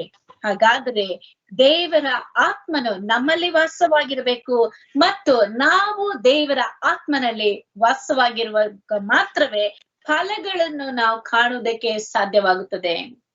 Our life will be fruitful if the God's Spirit lives in us. I just refer, for our example, how God's Spirit will operate in our lives. ದೇವರ ಆತ್ಮನು ನಮ್ಮಲ್ಲಿ ವಾಸವಾಗಿರಬೇಕು, ಆಗ ಮಾತ್ರವೇ ಆತನ ವರಗಳು ನಮ್ಮಲ್ಲಿ ಕ್ರಿಯೆ ಮಾಡುವುದಕ್ಕೆ ಸಾಧ್ಯವಾಗುತ್ತದೆ ಎಂಬುದಾಗಿ ಹೇಳುವುದಕ್ಕೆ ಕೆಲವು ವಾಕ್ಯಗಳಲ್ಲಿ ನಾನು ನಿಮಗೆ ಹೇಳಲು ಬಯಸುತ್ತೇನೆ. We all carry mobile phone, correct? ನಾವು ಎಲ್ಲರೂ ಮೊಬೈಲ್ ಫೋನ್ ಅನ್ನು ತೆಗೆದುಕೊಂಡು ಹೋಗ್ತೀವಿ. Now, without mobile phone, I think our life is not complete. When you just step out or even inside, we always carry the mobile phone in person. When we move, it moves with us. When we stay, it stays with us all the time. Without mobile phone, nowadays, we cannot do anything. You have come to that situation because mobile phone is our bank. Mobile phone is our communication. Mobile phone is our food. You want to order food, you can order food. You want to see certain things in a different location, yes, you can see it. And if you want to order food, you can always say, whichever hotel you want to contact and get that food. Everything, because even banking, you can draw your money, you can pay your money. All that can be done through mobile only. Without mobile, now we don't even step out, because at least our security and safety. Especially when you go foreign countries, my dear, you cannot just live without a phone, because whom to contact, how to contact, where to go, how to book a ticket, everything in the mobile. ಪ್ರೀತಿಯುಳ್ಳ ಸಹೋದರ ಸಹೋದರಿಯರೇ, ನಾವು mobile ಅನ್ನು ತಗೊಂಡು ಎಲ್ಲಾ ಕಡೆ ಓಡಾಡ್ತೀವಿ. Mobile ಇಲ್ಲದಂತೆ ನಮ್ಮ ಜೀವನವೇ ಇಲ್ಲ ಎನ್ನುವಂತ ರೀತಿಯಲ್ಲಿ ಈಗ ಆಗಿದೆ. ಹಾಗಾದ್ರೆ ಅಂದ್ರೆ ಆ ಮೊಬೈಲ್ ನ ಮುಖಾಂತರವಾಗಿ ನಾವು ಅನೇಕ ಕಾರ್ಯಗಳನ್ನು ಮಾಡಲು ಸಾಧ್ಯ ಉಂಟು. ಒಂದು ಮೊಬೈಲ್ ಕೈಯಲ್ಲಿದ್ರೆ ಸಾಕು, ನಮಗೆ ಬೇಕಾದ ಸಮಯದಲ್ಲಿ ಹಸಿವೆ ಆದ್ರೆ ಊಟಕ್ಕೆ ಎಲ್ಲಿ ಬೇಕಾದ್ರೂ ಚೆನ್ನಾಗಿರುವಂತ ಸ್ಥಳ, ಎಲ್ಲಿ ಯಾವ ಸ್ಥಳದಲ್ಲಿ ನಮಗೆ ಯಾವ ಬೆಲೆಯಲ್ಲಿ ಹೇಗೆ ಸಿಗುತ್ತದೆ, ಎಲ್ಲಾ ರೀತಿಯಾದಂತ ದಾಖಲೆಗಳು ಆ ಒಂದು ಮೊಬೈಲ್ ಅಲ್ಲಿ ಇರೋದ್ರಿಂದ ನಾವು ಅದನ್ನು ನೋಡಿ ಅದರ ಮುಖಾಂತರವಾಗಿ ಊಟವನ್ನು ಆರ್ಡರ್ ಮಾಡಿ ನಾವು ತರಿಸಿಕೊಂಡು ತಿನ್ನಬಹುದು. ಮಾತ್ರವಲ್ಲದೆ ನಾವು ಬ್ಯಾಂಕ್ಗೆ ಹೋಗುವಂತ ಅವಶ್ಯಕತೆಗಳು ಅಷ್ಟಾಗಿ ಬರುವುದಿಲ್ಲ. ಯಾಕೆಂದ್ರೆ ಈ ಒಂದು ಮೊಬೈಲ್ ನ ಮುಖಾಂತರವಾಗಿ ಯಾರಿಗೆ ಹಣ ಪಾವತಿ ಮಾಡಬೇಕು, ಇಲ್ಲವೇ ಯಾರಾದ್ರೂ ನಮ್ಗೆ ಹಣ ಕೊಡಬೇಕು ಅಂದ್ರೇನು, ಅದೇ ಮೊಬೈಲ್ ನ ಮುಖಾಂತರವಾಗಿ ನಾವು ಅದನ್ನು ಸ್ವೀಕರಿಸಬಹುದು.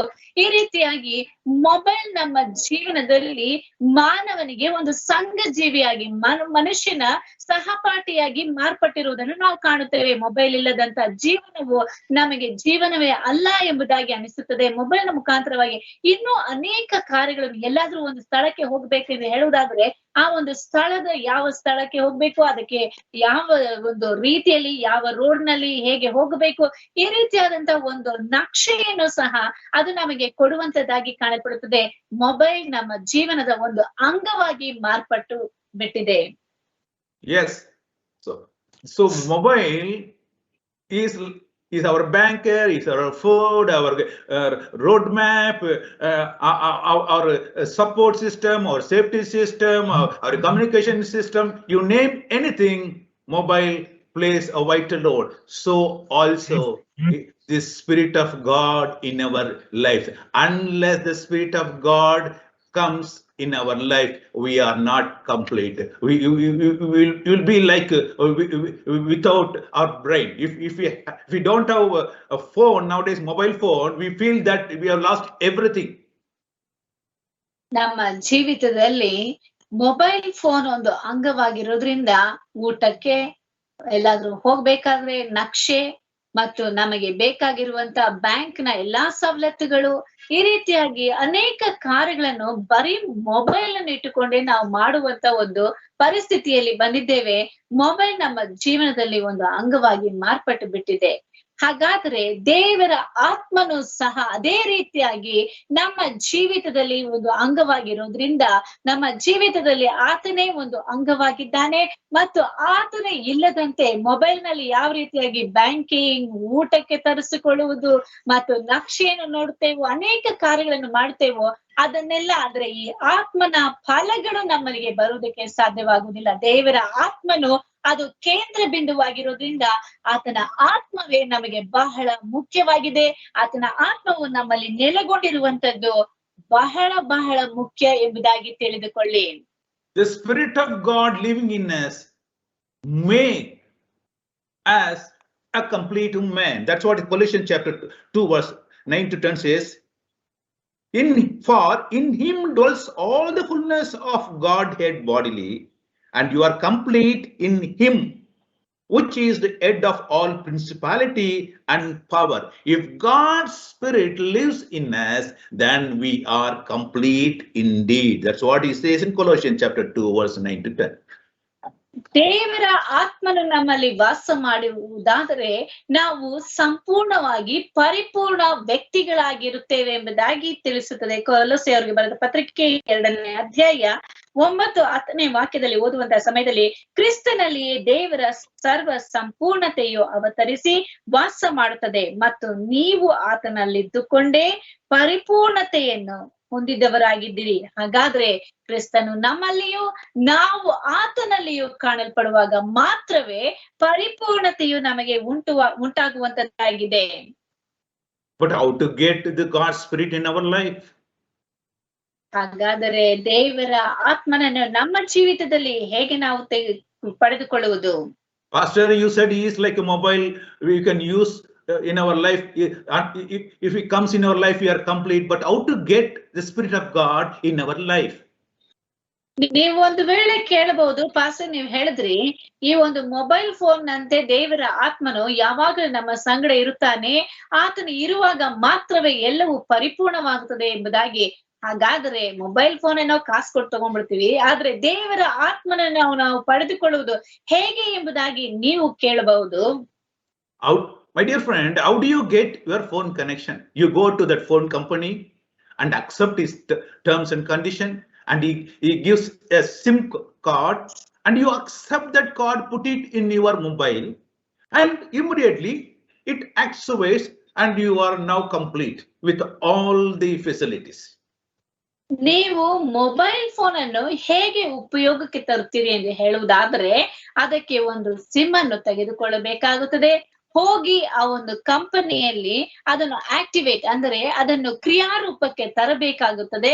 ಕ್ರಿಯಾರೂಪಕ್ಕೆ ತಂದ ನಂತರ ಅದನ್ನು ನಿಮ್ಮ ಮೊಬೈಲ್ ನಲ್ಲಿ ಹಾಕಿ ಅದು ಕ್ರಿಯೆ ಮಾಡುವುದಕ್ಕೆ ಪ್ರಾರಂಭ ಮಾಡಿದಾಗ ಮಾತ್ರವೇ ನೀವು ಪರಿಪೂರ್ಣ ವ್ಯಕ್ತಿಗಳಾಗಿ ಮಾರ್ಪಡುತ್ತೀರಿ. So unless you accept the SIM of Airtel or Jio, anybody, the service provider, and put it in your mobile phone, it does not operate, correct? And it does not make you have the communication or whatever facilities you want. So you have to accept the SIM card. Same way, if you accept Lord Jesus Christ in your life, and the God's Spirit will come and rest in you. ನಾವು ಆ ಒಂದು sim card ಅನ್ನು ಕ್ರಿಯಾರೂಪಕ್ಕೆ ತರಬೇಕೆಂದು ಹೇಳುವುದಾದ್ರೆ, ಮೊಟ್ಟ ಮೊದಲನೇದಾಗಿ ಅದು ಯಾವುದೇ ಕಂಪನಿ ಆಗಿರ್ಬೋದು, ಜಿಯೋ ಆಗಿರ್ಬೋದು, ಏರ್ಟೆಲ್ ಆಗಿರ್ಬೋದು, ಡೊಕೊಮೊ ಆಗಿರ್ಬೋದು, ಯಾವುದೇ ಒಂದು ಕಂಪನಿ ಆಗಿರಲಿ, ಆ ಒಂದು ಸಿಮ್ ಅನ್ನು ನೀವು ಅದನ್ನು ಅಂಗೀಕರಿಸಿಕೊಳ್ಳಬೇಕು. ಅದನ್ನೇ ದೇವರ ವಾಕ್ಯದಲ್ಲಿಯೂ ಅದೇ ಸ್ಪಷ್ಟವಾಗಿ ಹೇಳುತ್ತದೆ. ದೇವರನ್ನು ಅಂಗೀಕರಿಸಿಕೊಳ್ಳುವಂತ ಸಮಯದಲ್ಲಿ ಆತನು ನಮ್ಮಲ್ಲಿ ಬರುತ್ತಾನೆ ಎಂಬುದಾಗಿ ಈ ಒಂದು ದೇವರ ವಾಕ್ಯವು ನಮಗೆ ಹೇಳುವಂತದ್ದಾಗಿದೆ. You see, when you accept the SIM card, the signal at the Airtel tower, which was living there at the Airtel tower, comes to your hand. The mobile is in your hand. You have the SIM card of Airtel. Then the signal at the tower is also the same signal at the mobile. ಇಲ್ಲಿ ನೀವು ಇದನ್ನು sim card ತೆಗೆದುಕೊಂಡು ಅದನ್ನು ಕ್ರಿಯಾರೂಪಕ್ಕೆ ತಂದ ತಕ್ಷಣ Airtel ಇರುವಂತ ಆ ಒಂದು ಟವರ್ ಇಂದ ನಿಮಗೆ ಆ ಒಂದು ಸಿಗ್ನಲ್, ಆ ಒಂದು ಸೂಚನೆಯು ನಿಮ್ಮ ಕೈಯಲ್ಲಿರುವಂತ ಮೊಬೈಲ್ಗೆ ಅದು ಬಂದು ತಲುಪುವಂತದ್ದಾಗಿದೆ.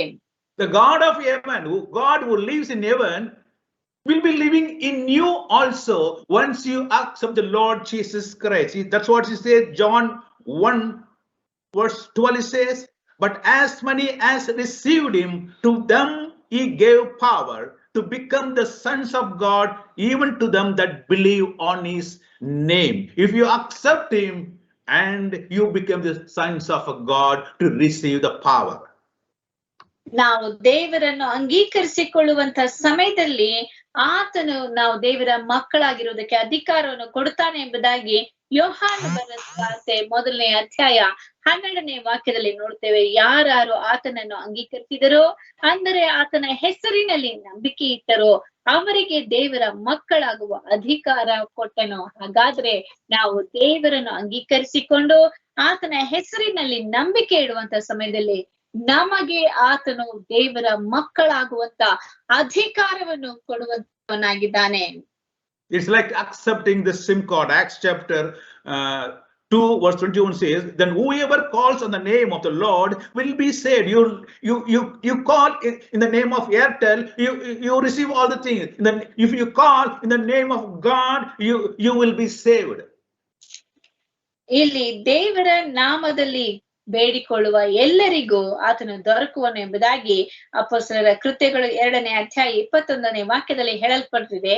ಕರ್ತನ ನಾಮವನ್ನು ಹೇಳಿಕೊಳ್ಳುವ ಎಲ್ಲರಿಗೆ ರಕ್ಷಣೆಯಾಗುವುದು ಎಂಬುದಾಗಿ. ಅದೇ ರೀತಿಯಾಗಿ ನಾವು ಏರ್ಟೆಲ್ ಸಿಗ್ನಲ್ ಸಿಮ್ ಅನ್ನು ಇಟ್ಟುಕೊಂಡಿರುವುದಾದ್ರೆ ಅದರ ಒಂದು ಸಿಗ್ನಲ್ ಹೇಗೆ ನಮಗೆ ಬಂದು ಸೇರ್ತದೋ ಅದನ್ನು ಅಂಗೀಕರಿಸಿಕೊಂಡಿರುವಾಗ ಮಾತ್ರವೇ ಅದು ನಮ್ಮನ್ನು ಬಂದು ತಲುಪುವಂತದ್ದಾಗಿದೆ. ಅದೇ ರೀತಿಯಾಗಿ ದೇವರನ್ನು ಅಂಗೀಕರಿಸಿಕೊಳ್ಳುವಾಗ ಮಾತ್ರವೇ ನಾವು ಆತನ ಮಕ್ಕಳಾಗುತ್ತೇವೆ. ಆತನ ಹೆಸರಿನಲ್ಲಿ ಕರೆಯುವಾಗ, ಅಂದರೆ ನಾವು ಮೊಬೈಲ್ ನಲ್ಲಿ ಹೇಗೆ ಫೋನ್ ಮಾಡಿದ ತಕ್ಷಣ ಅದು ನಮಗೆ ಹೇಗೆ ಸಿಗ್ನಲ್ ಬಂದು ತಲುಪುತ್ತದೋ ಅದೇ ರೀತಿಯಾಗಿ ಆತನ ಹೆಸರಿನಲ್ಲಿ, ನಾವು ಏರ್ಟೆಲ್ ನ ಹೆಸರಿನಲ್ಲಿ ನಾವು ಫೋನ್ ಮಾಡ್ತೇವೆ, ಫೋನ್ ಕನೆಕ್ಟ್ ಆಗ್ತದೆ. ಅದೇ ರೀತಿಯಾಗಿ ಕರ್ತನ ನಾಮದಲ್ಲಿ ಕೇಳಿಕೊಳ್ಳುವ ಎಲ್ಲರಿಗೂ ರಕ್ಷಣೆಯಾಗುವುದು, ನಮಗೂ ಸಹ ಆ ರೀತಿಯಾದಂತಹ ಸಂಪರ್ಕವು ದೊರೆಯುವುದು. How to accept? You may ask, yes, I want Jesus Christ in my life, but how to accept him? You refer to Romans chapter 10 verse 9 says, if you declare with your mouth that Jesus is Lord and believe in your heart that God raised him from dead, you will be saved. That is the salvation God gives to you. ಹಾಗಾದ್ರೆ ನಾವು ದೇವರನ್ನು ಅಂಗೀಕರಿಸಿಕೊಳ್ಳುವುದು ಹೇಗೆ, ಆತನನ್ನು ನಾವು ಒಪ್ಪಿಕೊಳ್ಳುವುದು ಹೇಗೆ ಎಂಬುದಾಗಿ ನೀವು ಕೇಳುವಂತ ಸಮಯದಲ್ಲಿ ರೋಮಾಪುರದವರಿಗೆ ಬರೆದ ಪತ್ರಿಕೆ 10ನೇ ಅಧ್ಯಾಯ 9ನೇ ವಾಕ್ಯದಲ್ಲಿ ಹೇಳಲ್ಪಟ್ಟಿದೆ, ನೀನು ಯೇಸುವನ್ನೇ ಕರ್ತನೆಂದು ಬಾಯಿಂದ ಅರಿಕೆ ಮಾಡಿಕೊಂಡು ದೇವರು ಆತನನ್ನು ಸತ್ತವರೊಳಗಿಂದ ಎಬ್ಬಿಸಿದನೆಂದು ಹೃದಯದಿಂದ ನಂಬಿದರೆ ನಿನಗೆ ರಕ್ಷಣೆಯಾಗುವುದು. My dear friend, as you are accepting this SIM card here, you have to have the salvation. A SIM card in your mobile, it's like a salvation in your life. ನೀವು ಸಿಮ್ ಕಾರ್ಡ್ ಅನ್ನು ಒಪ್ಪಿಕೊಳ್ಳುವಂತ ರೀತಿಯಲ್ಲಿ ನಿಮ್ಮ ಜೀವಿತದಲ್ಲಿಯೂ ರಕ್ಷಣೆ ಎನ್ನುವಂಥದ್ದು ಬರುವಂತದ್ದಾಗಿದೆ. ಅಂದ್ರೆ ನೀವು ರಕ್ಷಣೆಯನ್ನು ಪಡೆದುಕೊಳ್ಳುವಂತವರಾಗಿ ಕಾಣಲ್ಪಡುತ್ತೀರಿ. So when you have the salvation, the God's signal, the God's spirit will dwell in you. He will rest in your life because you now become the temple of a God. ನೀನು ದೇವರನ್ನು ಅಂಗೀಕರಿಸಿಕೊಳ್ಳುವಂತ ಸಮಯದಲ್ಲಿ ದೇವರ ಆತ್ಮನು ನಿನ್ನಲ್ಲಿ ವಾಸ ಮಾಡುವಂತವನಾಗಿ ಕಾಣಲ್ಪಡ್ತಾನೆ. The next thing I just want to refer to you is, having received the salvation, you have to be closer to God. It's not that just salvation alone which receives the signal from God. You have to be closer to God also, as your mobile has to be closer to the tower.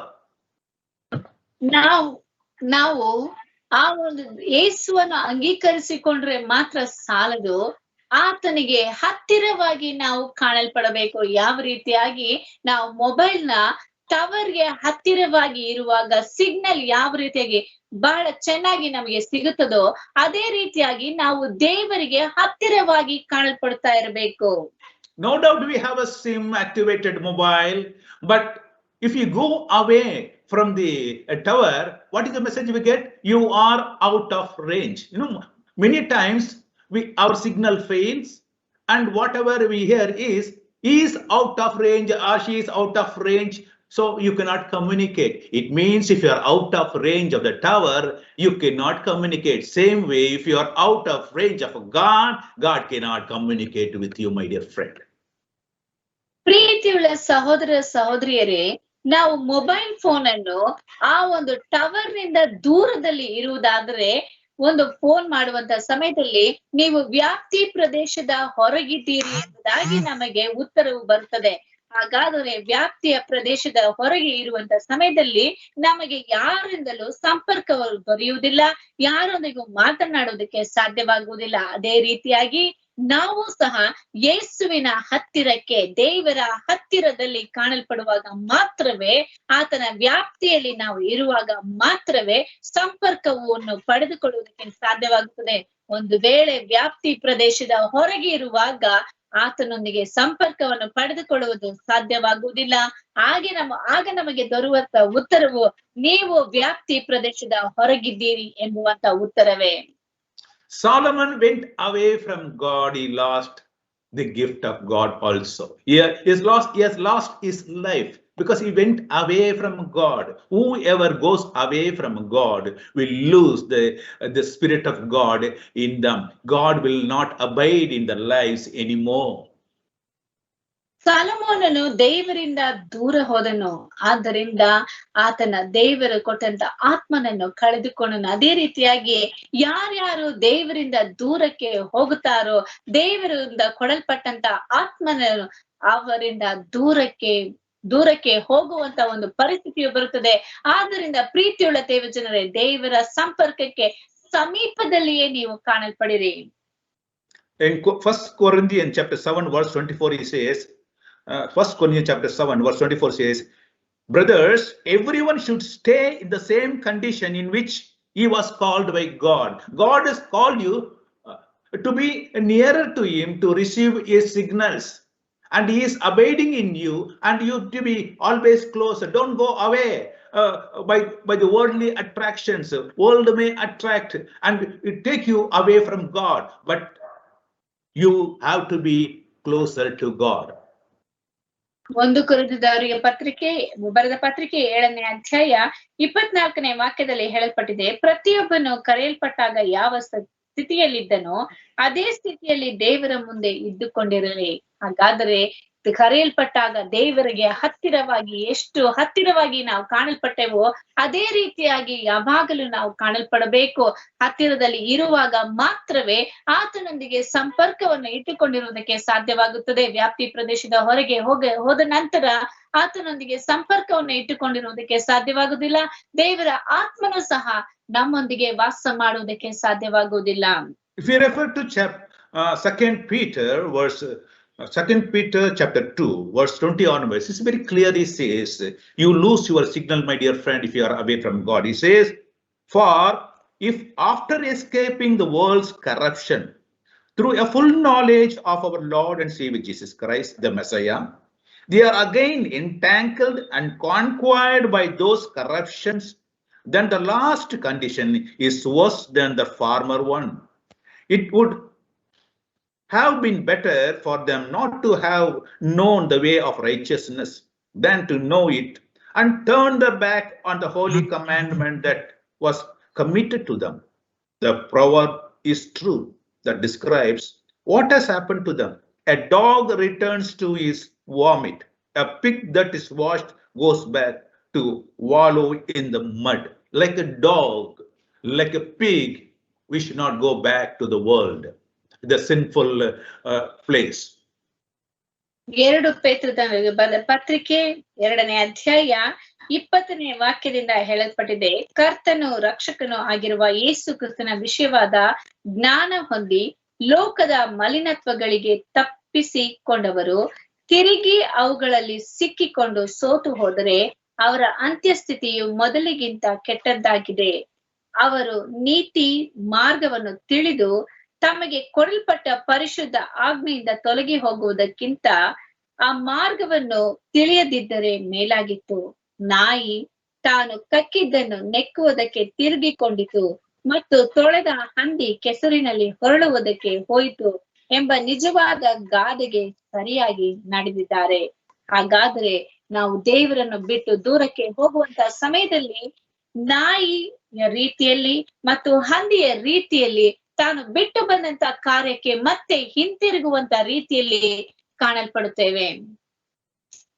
If we abide in God and God abides in us, if you are closer to God and you get a stronger signal from God, it's like a mobile. If you are closer to the tower, you get a stronger signal. If you go away from God, from the tower, you will lose the signal. So we have to be all the time abiding in the God so that God's spirit abide in us. ನಾವು ದೇವರಲ್ಲಿ ಕಾಣಲ್ಪಡುವುದಾದ್ರೆ ದೇವರು ಸಹ ನಮ್ಮಲ್ಲಿ ಕಾಣಲ್ಪಡುವನು. ನಾವು ಆತನಲ್ಲಿ ಕಾಣಲ್ಪಡಬೇಕೆಂದು ಹೇಳುವುದಾದ್ರೆ ಆತನಿಗೆ ಹತ್ತಿರವಾಗಿ ಕಾಣಲ್ಪಡಬೇಕು. ಆಗ ಮಾತ್ರವೇ ಅದಕ್ಕೆ ಬೇಕಾಗಿರುವಂತ ಸಿಗ್ನಲ್ ಅಂದರೆ ಸೂಚನೆಗಳು ನಮಗೆ ಬಂದು ಸೇರುವುದಕ್ಕೆ ಸಾಧ್ಯವಾಗುತ್ತದೆ. ದೇವರಿಗೆ ಹತ್ತಿರವಾಗಿ ಕಾಣಲ್ಪಡುವಾಗ ಆತನಲ್ಲಿ ನಾವು ವಾಸ ಮಾಡುವಂತವರಾಗಿರುತ್ತೇವೆ ಮತ್ತು ಆತನೊಂದಿಗೆ ಹೆಚ್ಚಾದಂತ ಸಂಪರ್ಕವನ್ನು ಹೊಂದಿಕೊಂಡಿರುವಂತವರಾಗಿ ಕಾಣಲ್ಪಡುತ್ತೇವೆ. And the third point regarding mobile, we all know we have connections, we have SIM connections, we are closer to a tower, but still sometimes our mobile doesn't operate, doesn't open up because there is no power. The battery in the mobile drained out. ನಮ್ಮೆಲ್ಲರಿಗೂ ತಿಳಿದಿರುವಂತೆ ಈ ಒಂದು mobile ನಲ್ಲಿ ಇನ್ನೊಂದು ಕಾರ್ಯ ಉಂಟು. ಅದರಲ್ಲಿ ಬೇಕಾಗಿರುವಂತ sim ಉಂಟು, ಸಂಪರ್ಕ ಉಂಟು, ಎಲ್ಲವೂ ಉಂಟು. ಆದ್ರೆ ಅದಕ್ಕೆ ಬೇಕಾಗಿರುವಂತ ಬ್ಯಾಟ್ರಿ ಮಾತ್ರ ಅದು ಎಲ್ಲವೂ ಮುಗಿದು ಹೋಗಿರುವಂತದ್ದಾಗಿ ಕಾಣಲ್ಪಡುತ್ತದೆ. In Christian life, we require power to charge us day and day out, to be closer to God, so that God lives in us in abundance. ಇಲ್ಲಿ ಕ್ರಿಸ್ತಿಯ ಜೀವಿತದಲ್ಲಿ ನಮಗೆ ಬಲವು ಅಂದರೆ ಆ ಒಂದು ಶಕ್ತಿಯು ನಮ್ಮಲ್ಲಿ ಕಾಣಲ್ಪಡಬೇಕು.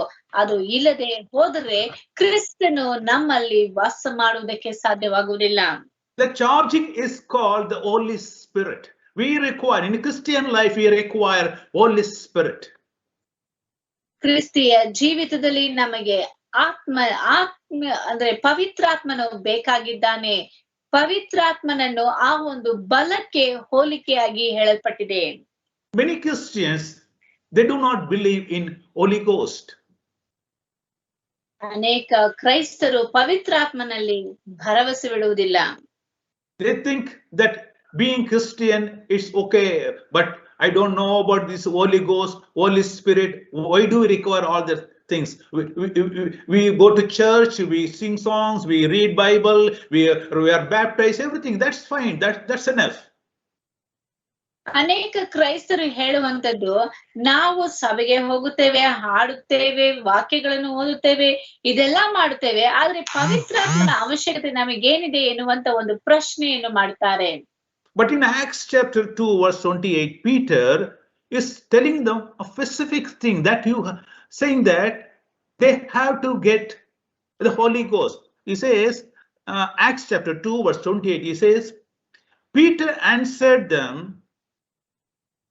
every one of you must repent and be baptized in the name of Jesus Christ for the forgiveness of your sin.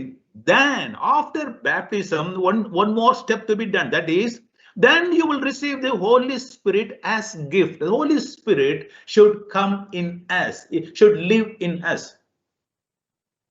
ಇಲ್ಲಿ ದೇವರ ವಾಕ್ಯದಲ್ಲಿ ಸ್ಪಷ್ಟವಾಗಿ ಹೇಳಲ್ಪಟ್ಟಿದೆ, ದೇವರ ಆತ್ಮನು ನಮ್ಮಲ್ಲಿ ವಾಸ ಮಾಡಬೇಕು ಎಂಬುದಾಗಿ. ದೇವರ ಆತ್ಮನು ವಾಸ ಮಾಡುವಂತ ಸಮಯದಲ್ಲಿ ಮಾತ್ರವೇ, ಅಂದ್ರೆ ನಾವು ದೇವರಿಂದ ದೀಕ್ಷಾ ಸ್ನಾನ ಮಾಡಿಸಿಕೊಳ್ಳಬೇಕು. ಮಾಡಿಸಿಕೊಂಡಾಗ ಮಾತ್ರವೇ ದೇವರ ಆತ್ಮನು ನಮ್ಮಲ್ಲಿ ನೆಲೆಗೊಂಡಿರುವನು ಎಂಬುದಾಗಿ ದೇವರ ವಾಕ್ಯದಲ್ಲಿ ಸ್ಪಷ್ಟವಾಗಿ ಹೇಳಲ್ಪಟ್ಟಿದೆ. That is Acts chapter 2 verse 38. Sorry, it's not 28, it's 38. ದೇವರ ವಾಕ್ಯದಲ್ಲಿ ಹೇಳಲ್ಪಟ್ಟಿದೆ, ಅಪೊಸ್ತಲರ ಕೃತ್ಯಗಳು 2ನೇ ಅಧ್ಯಾಯ 38ನೇ ವಾಕ್ಯದಲ್ಲಿ. And you know, even Paul, see in John chapter 16 verse 12 also, Jesus himself says, I still have a lot to say to you, but you cannot bear it. Yet when the Spirit of truth comes, he will guide you into all truth. He won't speak on his own accord, but he will speak whatever he hears and declares to you the things that are to come. He will glorify me, because he will take what is mine and declare to you. You know, this is what Jesus himself says. It is not only Jesus accepting Jesus, but accepting the Holy Spirit also.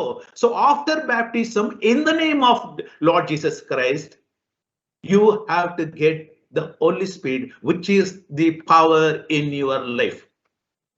ನಾವು ದೀಕ್ಷಾ ಸ್ನಾನದ ನಂತರ ದೇವರ ಆತ್ಮನನ್ನು ಪಡೆದುಕೊಳ್ಳುವಂತದ್ದು ಮುಖ್ಯವಾಗಿದೆ ಎಂಬುದಾಗಿ ಯೋಹಾನನ ಪತ್ರಿಕೆ 16ನೇ ಅಧ್ಯಾಯ 12ನೇ ವಾಕ್ಯದಲ್ಲಿ ಹೇಳಲ್ಪಟ್ಟಿದೆ. ನಾನು ನಿಮಗೆ ಹೇಳಬೇಕಾದದ್ದು ಇನ್ನೂ ಬಹಳ ಉಂಟು, ಆದರೆ ಸದ್ಯಕ್ಕೆ ಅದನ್ನು ಹೊರಲಾರಿರಿ.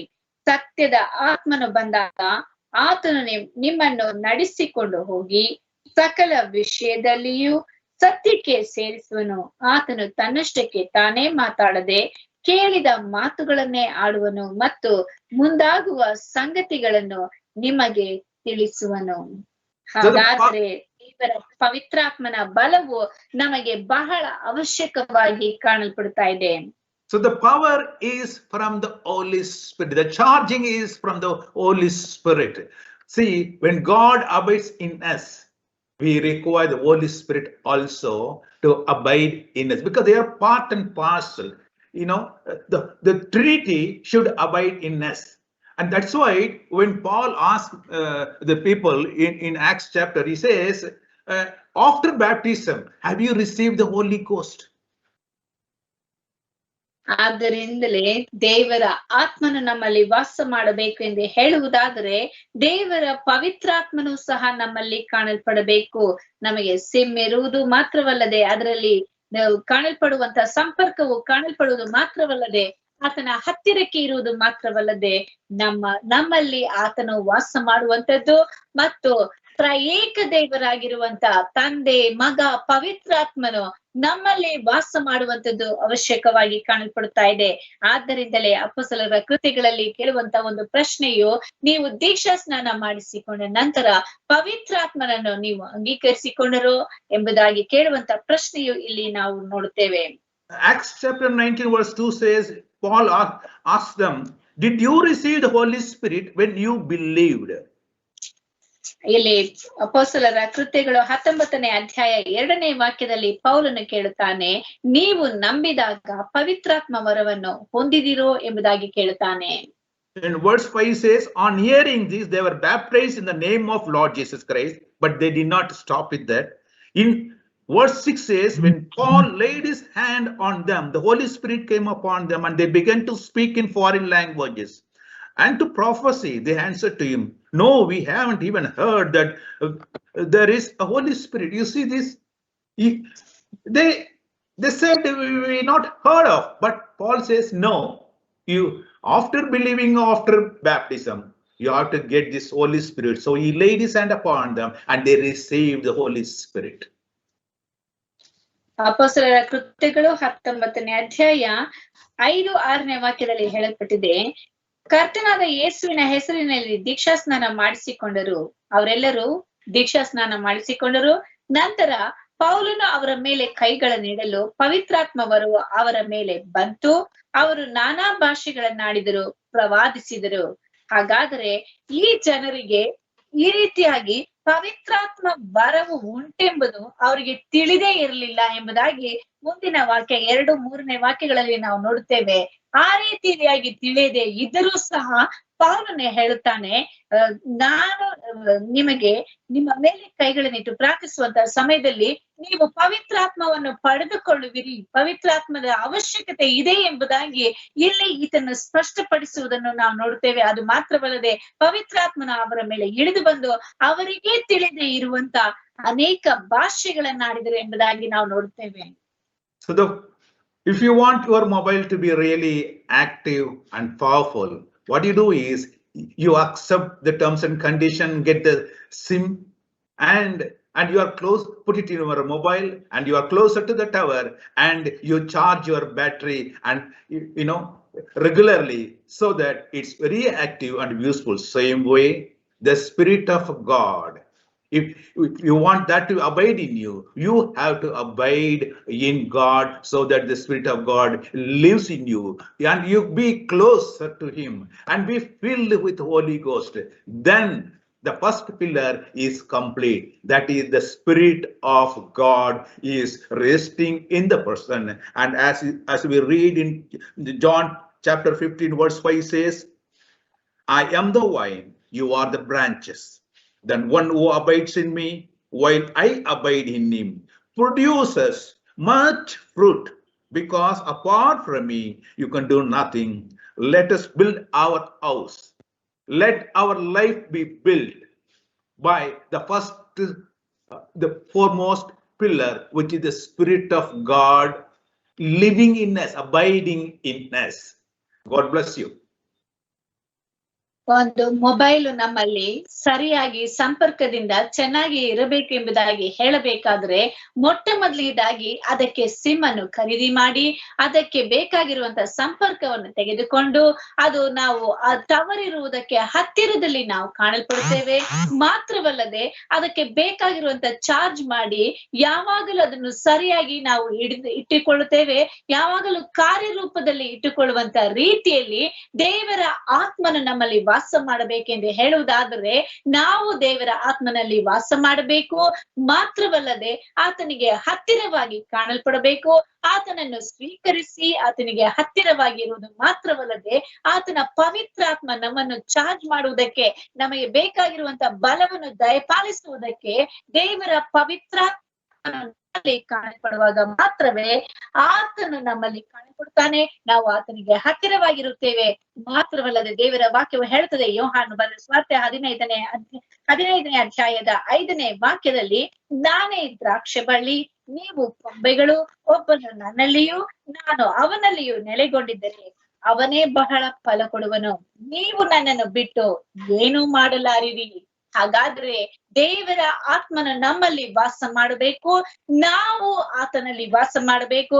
ಆಗ ಮಾತ್ರವೇ ಫಲವನ್ನು ಕೊಡುವುದಕ್ಕೆ ಸಾಧ್ಯವಾಗುತ್ತದೆ. ಆತನು ಇಲ್ಲದೆ ಹೋದರೆ ನಮ್ಮಿಂದ ಏನು ಮಾಡುವುದಕ್ಕೆ ಸಾಧ್ಯವಾಗುವುದಿಲ್ಲ ಎಂಬುದಾಗಿ ದೇವರ ವಾಕ್ಯವು ನಮಗೆ ಸ್ಪಷ್ಟವಾಗಿ ಹೇಳುತ್ತದೆ. ಆದ್ದರಿಂದ ಪ್ರೀತಿಯುಳ್ಳ ಸಹೋದರ ಸಹೋದರಿಯರೇ, ನೀವು ದೇವರಿಗೆ ಹತ್ತಿರವಾಗಿಯೂ ದೇವರಲ್ಲಿಯೂ ಕಾಣಲ್ಪಡಿರಿ. ಈ ದಿನದ ಮೊದಲನೆಯ ಒಂದು ಈ ಒಂದು ವಾಕ್ಯದ ಉದ್ದೇಶವು ನಾವು ದೇವರ ಆತ್ಮನಲ್ಲಿ ಕಾಣಲ್ಪಡುವಂತದ್ದು ಎಂಬುದಾಗಿ, ಇದು ಒಂದು ಕೇಂದ್ರೀಯ ಒಂದು ಬಿಂದುವಾಗಿ ಕಾಣಲ್ಪಡ್ತಾ ಇದೆ. ಇದನ್ನು ನಮ್ಮ ಜೀವನದಲ್ಲಿ ನಾವು ಅಳವಡಿಸಿಕೊಳ್ಳುವಾಗ ಮಾತ್ರವೇ ದೇವರು ನಮ್ಮಲ್ಲಿಯೂ ನಾವು ದೇವರಲ್ಲಿಯೂ ಇರುವಾಗ ನಾವು ಅನೇಕ ಫಲಗಳನ್ನು ಕೊಡುವಂತವರಾಗಿ ಕಾಣಲ್ಪಡ್ತೇವೆ. ಈ ರೀತಿಯಾದಂತಹ ಜೀವನವನ್ನು ನೀವು ಸಹ ಅಳವಡಿಸಿಕೊಳ್ಳಿ ಎಂಬುದಾಗಿ ಹೇಳಿ ದೇವರ ನಾಮದಲ್ಲಿ ನಾನು ನಿಮ್ಮನ್ನು ಆಶೀರ್ವದಿಸುತ್ತಾ ಇದ್ದೇನೆ. ದೇವರ ನಿಮ್ಮನ್ನು ಆಶೀರ್ವದಿಸಲಿ. Amen. Let's close our eyes and pray. ನಾವು ಕಣ್ಣುಗಳನ್ನು ಮುಚ್ಚಿ ಪ್ರಾರ್ಥಿಸೋಣ. Heavenly Father, we praise and worship you, Lord. Thank you for the wonderful time that we, Lord, meditate upon your word, building our house on the 7 pillars. Thank you, Lord, for the wonderful thing that you have shown to us. Help us, Lord, to abide in you, so that you will abide in our lives, O God, and be fruitful. Yes, Master. Today there are so many people lost their lives, and the Lord do not live a life of holiness. Lord, they are drifted into though they are some people, though they call themselves Christians, they are drifted into this world away from God. And many of us, Lord, do not have the Holy Ghost. Lord, I pray, fill them with the Holy Ghost, oh God. Lord, let them be charged every day, filled with your power. Yes, Master, to live an abundant life, oh Lord Jesus. Lord, I pray, let every house be built by this, Lord, pillar. The first and foremost pillar is the Spirit of God living in our lives. Help them, Lord, to be your child.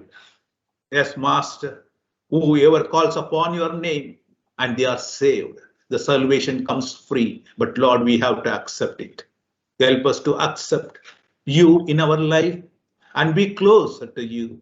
And Lord, be filled with the Holy Ghost so that we be fruitful. Bless everyone who received this message. Especially, Lord, I pray for all the people who are suffering with sickness because of this pandemic. Lord, there's so many families are suffering because of sickness, also because of loss of life, loss of jobs, and so many other problems. I pray, oh God, set everything right. Help them to come out of these problems. Bless them, oh Lord Jesus. Lord, heal the sickness. Redeem them, oh Lord Jesus. Bless everyone. In Jesus' precious name I pray. Amen, amen, amen. ನನ್ನ ಮನವೇ ಯೆಹೋವನನ್ನು ಕೊಂಡಾಡು, ನನ್ನ ಸರ್ವೇಂದ್ರ ಪವಿತ್ರ ನಾಮಕ್ಕೆ ಕೀರ್ತಿಸಿರಿ.